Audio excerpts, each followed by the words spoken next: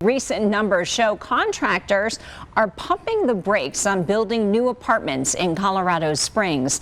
The Pikes Peak Building Department received no new permits for the past 2 months. News 5's Owen Skornick-Hayes takes a look at our apartment construction trend and talks with a housing expert about the reason for that recent slowdown. Over 800 permits for apartment buildings have been issued so far in El Paso County in 2025, but in July and August, there were none. We wanted to know, is that ordinary and why a drop-off like this might exist?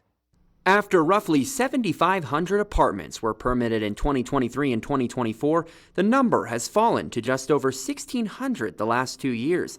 Pikes Peak Regional Building Development emailed me to say 2 straight months with no permits for apartments isn't too out of the ordinary. Permits for apartments this year to date have already outpaced 2024 by 54. Still, the executive director of the Pikes Peak Housing Network says the falling permit numbers could be because anti-housing groups are suing developers. There's been litigation, a lot of litigation over the last year, and that's really had a chilling effect from our out-of-state developers who see that increased risk being increased costs, further delays. She also says the slowdown could be that apartment complex owners are trying to fill vacancies. Many viewers expressed their pleasure at the drop-off in permits, expressing concerns over rising costs and vacant units. One viewer writing, "Outrageous rental prices, even with buildings standing full of empty units. We need a moratorium on building until it benefits Springs residents as much as it benefits the developers." But is that realistic? In America, we don't have moratoriums like that. We let the market determine when is the best time to build. According to the Colorado Housing and Finance Authority, about 7% of apartments in Springs are vacant. A number Gabler tells me is market healthy. There's always units that are being repaired. There's units that are waiting occupancy. And for every down, there's an up.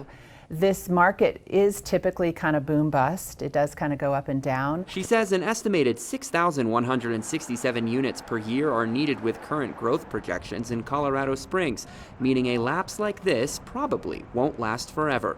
In Colorado Springs, I'm Owen Skornick-Hayes, News 5. Owen, thank you. Today, U.S. Senator Michael Bennet, a Democrat, announced his plans to tackle the affordable housing crisis throughout Colorado.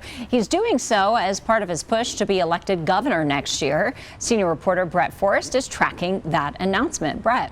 Hey, Diane, good evening. Senator Bennet says today he has multiple solutions for housing affordability in Colorado, calling it a crisis. The truth is, it's getting harder and harder for all of Colorado's workforce to afford to live here anymore. We cannot allow that to become a foregone conclusion.